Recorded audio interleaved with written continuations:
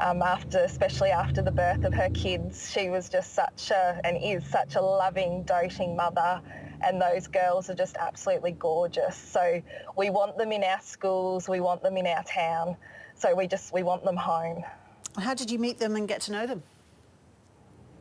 So Priya used to bring Kopika along to a music program at our church, and so just watching Kopika play and sing along with her little friends, that was where I really got to know them. And then it's a small town, so we'd see Nadez when he used to work at the local shop, walking around the street, at the park, just everywhere. And the children, I understand, have started Playgroup in Melbourne today, outside the detention centre, is that right? Yeah, so after months of advocating, they finally got access to go to a playgroup this morning.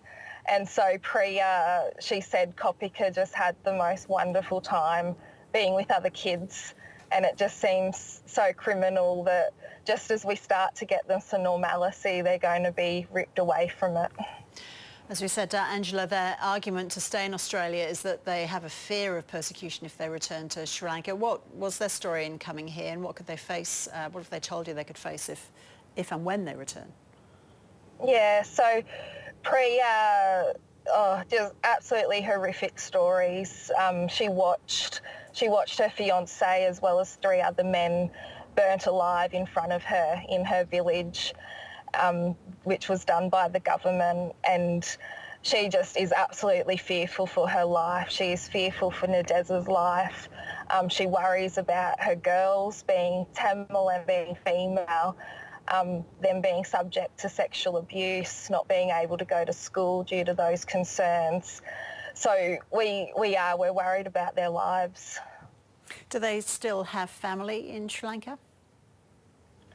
So all of Priya's family have left. They all left as refugees during the war. Nadez does have his mum still there. However, we know she continually gets visited by members of the criminal unit, asking about Nadez, asking when he will be back. So we know they're being watched, and that's what really worries us the most. What's the timetable of appealing to the Immigration Minister, and is a clock ticking, if you like, ahead of possible deportation? Oh, the clock is on them now. So we're asking everyone to contact the Minister.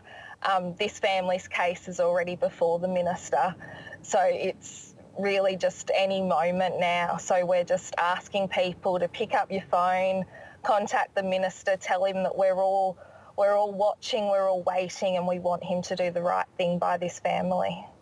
Angela Fredericks, thank you.